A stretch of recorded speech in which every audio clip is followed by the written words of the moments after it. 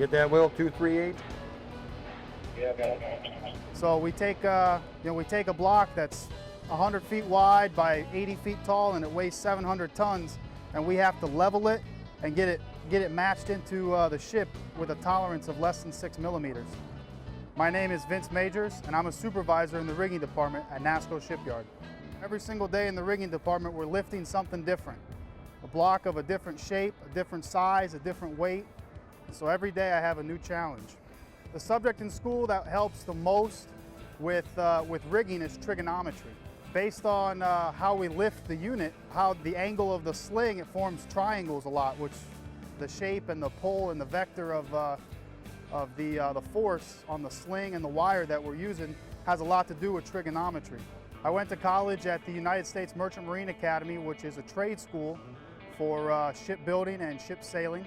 Our crane number 15, named the Big Dipper, it's one of our two biggest cranes in the yard. We have two of these which are identical to each other. They have a 300-ton hoisting capacity, which is the biggest crane that we have here at NASSCO. All right, we're lifting this block out of H-lane right now, where it was a grand block from 4 smaller A2 units.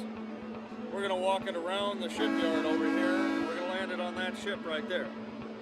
Doesn't look like too much of a ship right now, but it will as these pieces come together. And that's called Ways 3, where we're assembling that ship. You see the big blue tower is the main member of the crane. Running up away from the crane, that's called the boom. And off the boom, you'll see 3 different hooks, those white hooks hanging. The one furthest away from the tower is called the whip line hook, and that is our lightest hook. The whip line all the way at the end there has a capacity of 50 tons. And the next hook in, you'll see that's the biggest. And that has a capacity of 300 tons. That's called our main line hook. And the third one in is our auxiliary line. You know, starting off in the rigging department would be somewhere around $15 an hour. And you can work your way up in salary, become a salaried rigger, and you can make upwards of probably $80,000 a year as a salaried foreman. Over in our plate yard, we have 100 feet long by 40 feet wide or so plates of steel.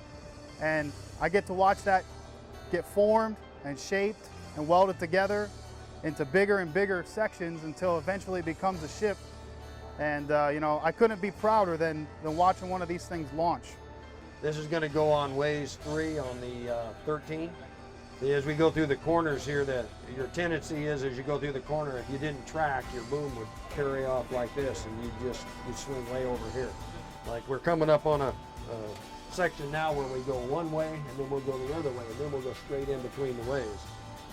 It's really neat about how we build ships here is we build them in these sections, and we move them from one part of the yard to the next. At some point, we have them upside down so that the outfitting on the overhead can happen.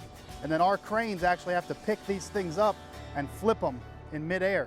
To watch a big hunk of steel in the air just hanging by these different cranes, and actually you have your hand controls and you're actually controlling the movements. You feel like you're working puppets or something. And you watch this 200-ton piece of steel flip over in the midair, and it's absolutely phenomenal to watch it happen. You wouldn't think you could even do it, but watching these big cranes dance around each other and flip this unit in the air is just, it's magnificent to see.